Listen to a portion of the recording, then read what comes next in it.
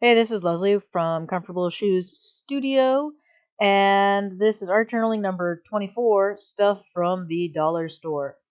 I struggled with actually making this video, or actually just recording this because I think everyone has done a video about stuff you can buy at the dollar stores to use on your gel plate or in your art journal. But I figured, what the heck? And not all of the stuff I'm going to use in this video is from the dollar store. Some of it's just like the broken top to my salad spinner. So what I'm actually doing in this video is I'm taking some of the collage papers that I made and I'm printing on the back of them so that I can create a junk journal using these papers. So I just pressed into the plate a base plate. It's not Lego, but it's a Lego knockoff that I got at the dollar store. So I picked up that big base plate to get a Lego-like look. And so all of these pages, I am rolling my brayer off onto one side. I'm using white to lift it. I'm also experimenting with using the acrylic ink because I really like how it lifts things up. And I kind of overwork it a little bit, and I realized that the paint that was already on there was still wet. So I'm braying that off onto um, just one of those collage sheets that I made. And then I'm gonna, because I realize this is wet, I'm gonna drop that onto another sheet. Um, and then I'm gonna add some white to this. So I'm working faster than I usually do with the gel plate. I'm using a thin, even layer to lift that, rolling that brayer off onto a sheet, rolling off a little more of the paint. I'm also using up, I didn't show the box, but I went through my paints. I bought a storage cart for my paint and some of my art supplies, and went through all of my paints and put them all into a box. And so I put all of the paints into the storage cart, and I took those that were almost done and I dumped them into a box, and that's what I'm using other than the acrylic ink. All of the sort of like scraps and leftover bits, um, that's what I'm using in this.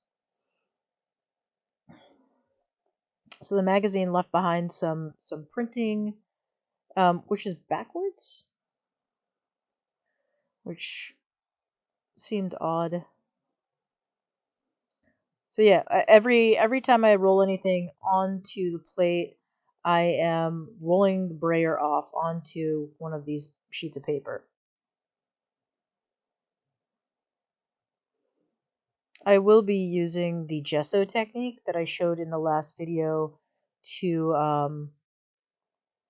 add some tooth to these pages again, as these very thin layers of acrylic are very smooth, so they're not all that great for drawing on top of.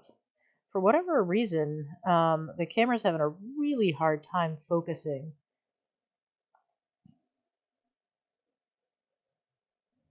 So I'm also lifting some of the paint from the knockoff Lego plate.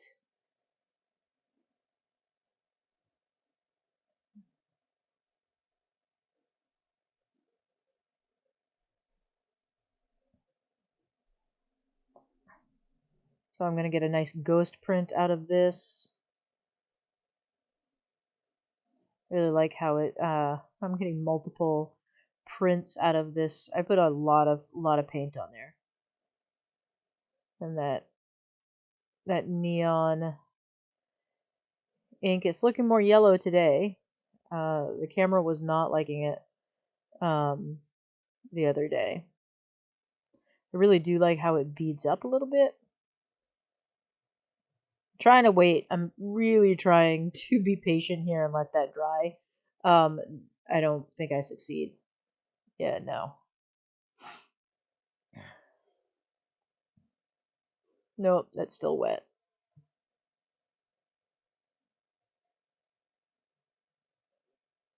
So let this be a lesson. Um, you got to be patient with the gel plate, especially if you're lifting or want to lift texture and whatnot. If you don't wait, you're just not gonna lift it well. So this is a old magazine page, and if I had been thinking instead of just rolling things out, I would have tried to do a transfer with her eyes and nose and mouth and whatnot. Um, you see, there's her chin and the bottom of her lips.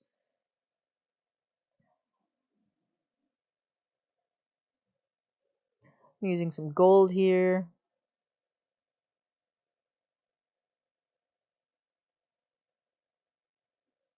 So I'm working pretty fast. This whole video is compressed down from a 20-minute recording. I also did another 15-minute session. So this was the inside top to our old salad spinner.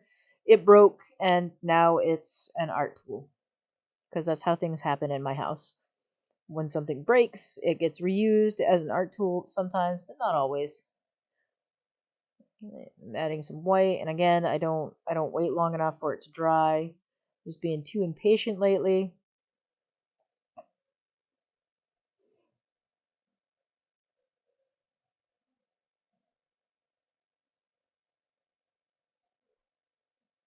So the great thing about the 5x7 plate is that it really is the perfect size to use in an art journal. So you can. I think of it as like almost like a sticker.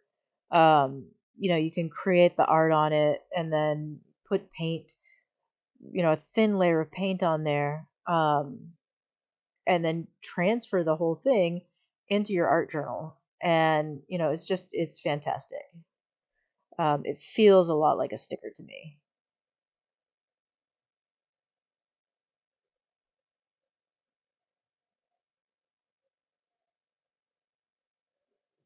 Well, the great thing about the roller is that you can just roll it off onto. I really like that one. You can roll the brayer off onto your paper that you're working on and get a whole other texture. Um, and so these crusty bits that don't lift well, um, those are also really fantastic to add to a page. I really like this knockoff Lego base plate. I like the little dots.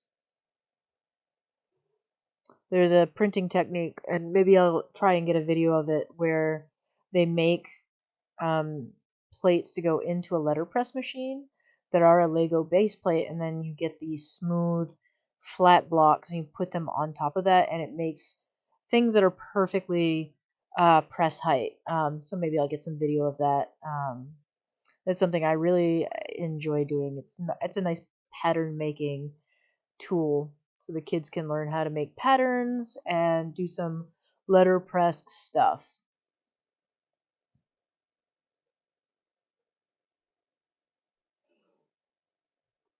So this is about the end of this first recording from this printing session. I don't show all of the prints that I made, but you will get to see them in the future because I will do the bookbinding demonstration on YouTube. So it will be here eventually. Yeah. Oh, I guess I do show a few of them here. Not all of them though. So, thank you for watching and thank you for supporting me. I really love seeing the comments down. It pops up on YouTube Studio for me, so I really appreciate that. And thank you everyone who supported me through Ko-fi or hitting that Amazon wish list. I really, really appreciate all of you. Thank you so much, and I'll see you next time. Bye.